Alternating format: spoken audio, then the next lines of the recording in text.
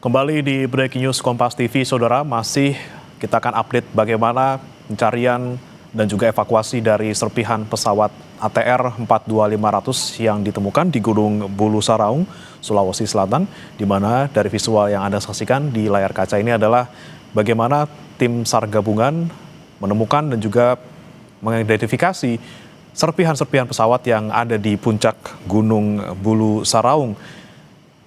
Setelah menemukan serpihan berupa window, kemudian badan, dan juga ekor pesawat, kini tim SAR gabungan fokus pada mencari badan pesawat utama. Dan juga kita tadi tangkap bagaimana pernyataan dari konvers yang dilakukan oleh tim SAR gabungan bahwa mereka juga fokus untuk mencari korban yang kemungkinan juga berada di sekitar lokasi serpihan pesawat. Dan berikut, Saudara, kita dengarkan kembali pernyataan dari tim SAR terkait pencarian serpihan pesawat AT42500. Bahwa pada pukul 8:02 local time tadi pagi, tim SAR gabungan, dalam hal ini heli Karakal milik TNI AU, berhasil menemukan serpihan pesawat, di mana diyakini itu adalah badan pesawat, ekor pesawat, dan jendela pesawat. Nah, sampai saat ini tim SAR gabungan sudah menurunkan tim rescue melalui udara dan langsung melakukan pencarian korban. Yang kami utamakan saat ini adalah pencarian korban. Mudah-mudahan masih ada yang bisa kami evakuasi dalam keadaan selamat. Itu yang pertama. Terus metode pencarian korban dari tim SAR gabungan itu membagi 4 seru darat dan 2 seru udara. Seru udara itu menggunakan Boeing milik TNI AU dan heli Karakal, sedangkan seru darat, seru 1, 2, 3, dan 4 itu tim SAR gabungan sejumlah kurang lebih 1.200 orang yang ada di lokasi saat ini.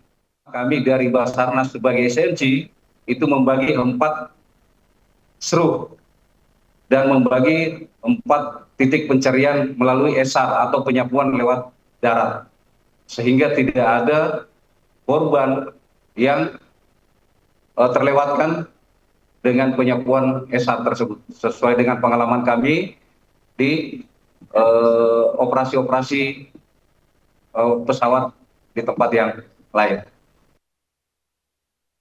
Habis rapat koordinasi terakhir dengan seluruh stakeholder yang terlibat dalam kegiatan tim SAR gabungan ini, akhirnya kurang dari 24 jam nih kebesaran saya, kita sudah bisa menemukan exact location jatuhnya pesawat. Yaitu dimulai dari kegiatan 05.30 kita sudah melaksanakan briefing, kemudian dilanjutkan dengan take off heli Karakal. Karena sudah mendapatkan informasi seperti yang disampaikan oleh Basarnas tadi bahwa ada indikator serpihan pesawat kemudian menuju ke tempat tersebut, sehingga pada pukul 07.17 itu ditemukan. Kemudian seperti yang disampaikan oleh Basarnas, 08.02 itu diyakinkan oleh tim darat bahwa tim darat sudah menemukan serpihan besarnya. Kemudian pada 08.09 alhamdulillah di puncak Gunung Bulu Saraung ini ada tempat yang memungkinkan untuk pendaratan heli, sehingga kita bisa menurunkan tim SAR yang terdiri dari tim Pasgat dan dari Basarnas. Mereka membawa peralatan, di samping itu juga membawa alat komunikasi, sehingga kita yang ada di Pusko itu bisa langsung berkomunikasi dengan tim yang ada di TKP ataupun tempat pesawat itu jatuh. Kemudian pada 08.17 tim SAR kita 5 personil Pasgat dan 1 personil SAR sudah bisa turun dari heli dan sekarang sedang meyakinkan bersama dengan tim darat. Perlu saya sampaikan bahwa kondisi medan sangat ekstrim, kemudian cuaca juga demikian. Hari ini di samping kita mendapatkan kondisi medan yang seperti itu, juga cuaca sekarang di daerah tempat kejadian itu cukup berkabut. Kemudian hasil temuan tim SAR intinya adalah kita sudah menemukan dua bagian besar pesawat terdiri dari badan pesawat, ekor pesawat, serta jendela pesawat. Ini sudah ada koordinatnya dan sekarang tim darat sedang melaksanakan kegiatan di lokasi pendaratan. Berkaitan dengan hal tersebut, kita nanti kalau sudah menemukan korban ataupun berupa jasad dan sebagainya, kalau cuaca memungkinkan, kita akan evakuasi menggunakan heli. Dengan catatan safety first, apabila kondisi cuaca dan medan memungkinkan. Kalau tidak, nanti kita akan bawa korban yaitu ke pos yang sudah berfungsi, yaitu di wilayah Kabupaten Pangkep, khususnya dari pos desa Tompobulu. Di sana sudah ada pos gabungan terdiri dari TNI, Polri, serta pemerintah daerah. Dan tadi sudah dipimpin langsung oleh Bapak Danrem 141 Totupuli bahwa beliau sudah memimpin kurang lebih 145 tim gabungan. Dan nanti setelah sudah sampai TKP hari ini sudah dibagi menjadi beberapa tim. Intinya di sana adalah kerja body system, minimal bergerak satu tim, mengingat kondisi cuaca dan medan yang cukup ekstrim. Dan saudara, kita akan tanyakan bagaimana update dari pencarian badan pesawat ATR 42500 bersama jurnalis Kompas TV Wafik Aziza yang ada di Bandara Sultan Hasanuddin Makassar di Kabupaten Maros, Sulawesi Selatan. Selamat pagi Wafik, apa yang kemudian akan dilakukan oleh tim SAR gabungan setelah ditemukannya serpihan pesawat berupa window, badan dan juga ekor? Iya, jadi pada pukul 7:15 waktu Indonesia Tengah tadi memang tim Angkatan Udara yang melakukan pencarian melalui helikopter berhasil menemukan titik jatuhnya pesawat ini. Namun yang menjadi kendala saat ini adalah beberapa bagian pesawat itu titiknya berbeda. Ada tersebar di 4 titik yang berbeda, di mana tim rescue sudah melakukan pencarian korban setelah kemudian evakuasi setelah kemudian menemukan beberapa titik dari puing-puing. Dari ini ditemukan di beberapa bagian yang berbeda. Kemudian saat ini setelah ditemukannya beberapa puing pesawat di titik yang berbeda di Gunung Bulu Saraung, Kecamatan Tompobulu, Kabupaten Pangkep.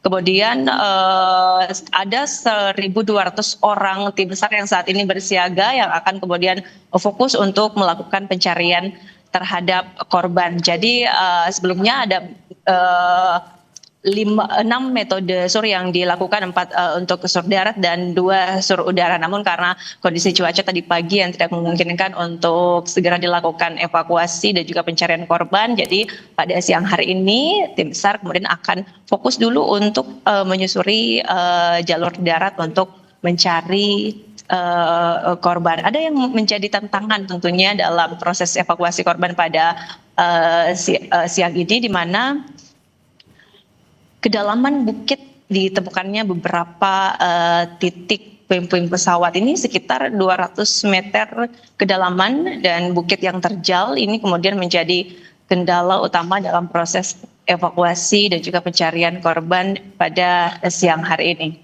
Bagaimana? Ya, Wafik, kemudian untuk titik kemungkinan ditemukannya korban dan juga badan utama pesawat, apakah memang sudah diidentifikasi di 200 meter tadi yang Anda sebutkan?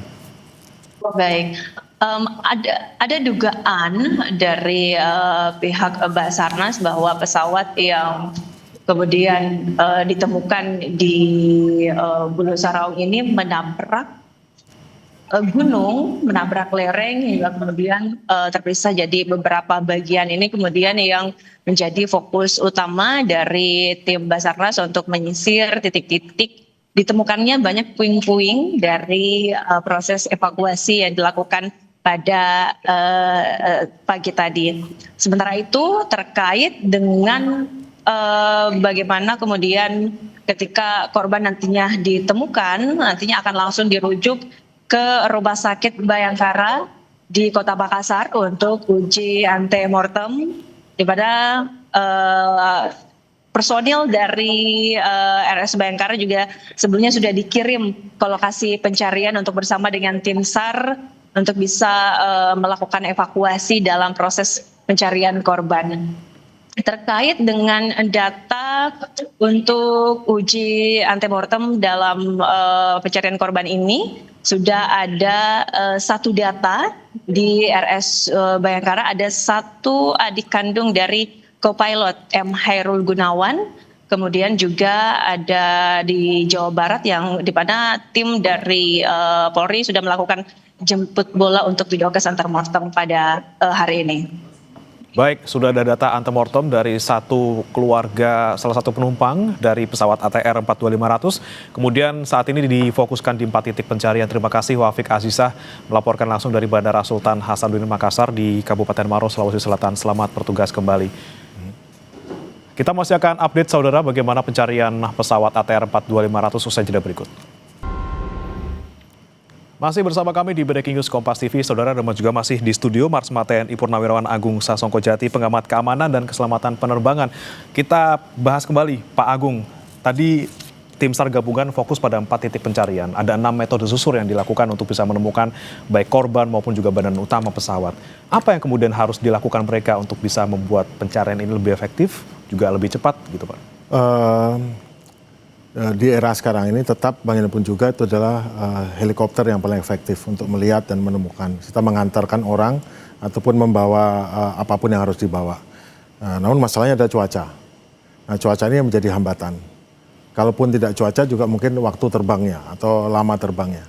Mungkin salah satu solusi yang terbaik untuk menemukan, kalau jelas untuk menemukan barang, jelas manusia yang harus turun ke bawah untuk mengambil. Namun untuk hal lainnya mungkin sudah waktunya ya kita mengoptimalkan penggunaan pesawat tanpa awak atau drone. Pertama tentunya tidak semua mata bisa ngelihat dengan jelas dan juga mungkin masalah waktu terbangnya. Maka drone bisa digunakan untuk menyisir dan memetakan atau memappingkan area situ sehingga bisa jelas dapat detail ketahuan mana saja impact-nya, kemudian apakah masih ada barang-barang yang tercecer di luar itu untuk memastikan. Atau juga pesawat survei khusus. Namun tentunya pesawat survei khusus kan memerlukan persiapan dan selalu terhambat antara kesiapan orang, kesiapan pesawat, kesiapan cuaca gitu. Nah, untuk ini karena ada kan mungkin cuaca mungkin tidak bisa hari ini atau besok pada saat masih cerah, masih bisa terbuka, itu langsung menggunakan pesawat tanpa awak untuk memapping, mensurvei area tersebut untuk membantu lokasi mana.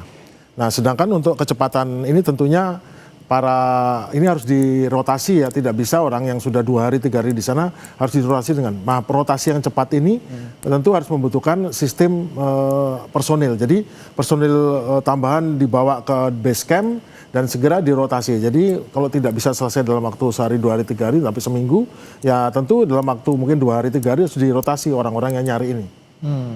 Dan juga tim-tim leader daripada pencarian mestinya juga harus menurunkan pada tim leader baru apa pencapaiannya.